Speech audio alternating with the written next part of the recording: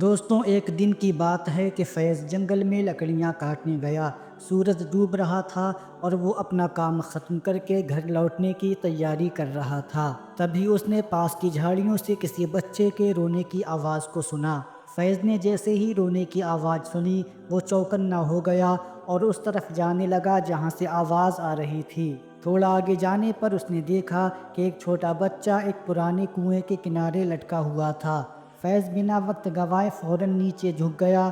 اس نے بچے سے کہا، میرا ہاتھ پکڑو۔ بچہ ڈر کے مارے کانپ رہا تھا، لیکن اس نے ہمت جٹا کر فیض کا ہاتھ تھام لیا۔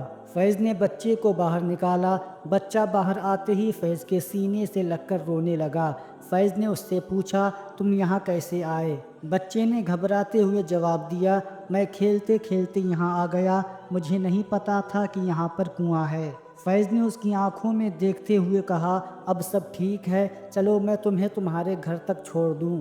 جیسے ہی دونوں چلنے لگے، بچے نے مسکراتے ہوئے کہا، تم بہت اچھے ہو، تم نے میری جان بچائی ہے، میں تمہیں کچھ بتانا چاہتا ہوں۔ بچے نے اپنی آنکھوں میں چمک بھرتے ہوئے کہا، میں کوئی معمولی بچہ نہیں ہوں، میں جن کا بیٹا ہوں، میرے بابا تمہارے اس احسان کے لیے تمہیں انعام دیں گے۔ فیض کو بچے کی باتوں پر یقین نہیں ہوا۔ اس نے سوچا بچہ صدمے میں کچھ بھی کہہ رہا ہے، لیکن تبھی اچانک چاروں اور تیز ہوا چلنے لگی۔ جنگل کی ہریالی عجیب سی روشنی میں بدلنے لگی اور بچے کے چاروں اور ایک نیلی چمک پھیل گئی۔ اگلے ہی پل وہاں ایک بہت بڑا جن ظاہر ہوا۔ فیض نے کبھی کسی کو ایسا نہیں دیکھا تھا۔ اس جن کی آنکھوں میں چمک تھی۔ جن نے گہری اور گونجتی ہوئی آواز میں کہا، لڑکے، تم نے میرے بیٹے کی جان بچائی ہے، میں تمہارا بہت بڑا احسان مند ہوں، میں تمہیں اپنی دوستی کا تحفہ دیتا ہوں، جب بھی تمہیں میری ضرورت ہو بس مجھے یاد کرنا، میں ہمیشہ تمہاری مدد کے لیے حاضر رہوں گا۔ فیض کو یہ سب ایک سپنے جیسا لگ رہا تھا۔ اس نے جن سے کہا، آپ کی دوستی میرے لیے سب سے بڑا انعام ہے۔ جن نے اپنے دونوں ہاتھ اٹھائے اور ایک منتر پڑھا۔ اچانک جنگل میں ایک تیز روشنی پھیل گئی۔ روشنی اتنی چمکدار تھی کہ فیض کو اپنی آنکھوں پر ہاتھ رکھنا پڑا۔ جب اس نے آنکھیں کھولی تو دیکھا کہ اس کا پرانا ٹوٹا پھوٹا جھونپڑا ایک خوبصورت مکان میں بدل چکا تھا۔ مکان مضبوط اینٹوں کا بنا ہوا تھا اور اس کی دیواروں پر سفید چونا چمک رہا تھا۔ اس کے گھر کے آس پاس ہریالی پھیل چکی تھی۔ کھیتوں میں جو پہلے سوکھی مٹی تھی وہ اب ہرے بھرے پودوں سے بھری ہوئی تھی۔ جن نے مسکراتے ہوئے کہا، یہ تمہارا انعام ہے، اب تمہیں کسی چیز کی فکر نہیں کرنی پڑے گی۔ فیض نے جن سے کہا، آپ کا شکریہ، یہ سب میرے لیے بہت زیادہ ہے۔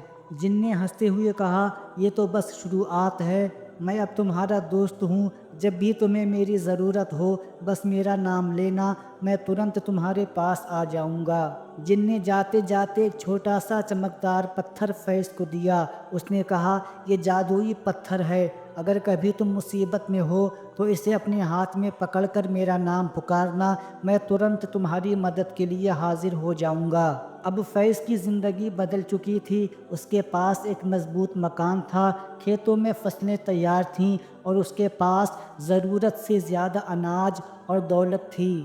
لیکن فیض نے اپنی امیری کو کبھی اپنے سر پر نہیں چڑھنے دیا۔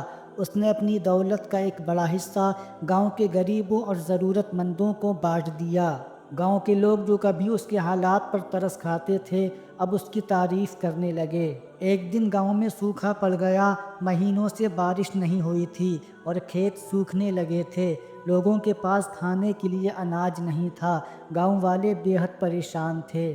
فیض نے جن کو یاد کیا، اس نے جادوئی پتھر کو اپنے ہاتھ میں لیا اور کہا، میرے دوست، مجھے تمہاری مدد چاہیے۔ جن فوراً ظاہر ہوا۔ اس کے آنے سے ہوا میں ایک عجیب سی گرماہٹ پھیل گئی۔ اس نے کہا، کیا بات ہے میرے دوست، میں تمہاری مدد کیسے کر سکتا ہوں؟ فیض نے گاؤں کی حالت کے بارے میں بتایا۔ اس نے کہا کہ وہ پورے گاؤں کو سوکھے سے بچا لے۔ جن نے آسمان کی طرف دیکھا اور اپنے ہاتھ اوپر اٹھائے۔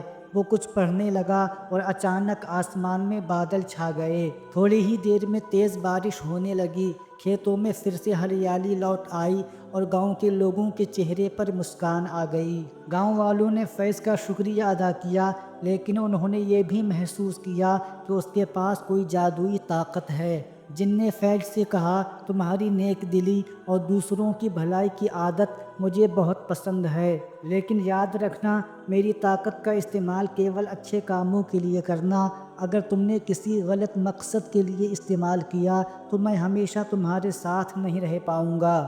فیض نے وعدہ کیا کہ وہ جن کی طاقت کا استعمال کیول ضرورت مندوں کی مدد کے لیے کرے گا۔ اس کے بعد جن اور فیض کی دوستی اور مضبوط ہو گئی۔ جن اکثر رات کو آتا اور دونوں بیٹھ کر باتیں کرتے۔ فیض نے کبھی بھی جن سے اپنی بھلائی کے لیے کچھ نہیں مانگا، اس کی ہر مانگ گاؤں اور دوسروں کی بھلائی کے لیے ہوتی۔ اس نے گاؤں میں ایک چھوٹا سا مدرسہ کھولا جہاں بچوں کو مفت تعلیم دی جاتی تھی۔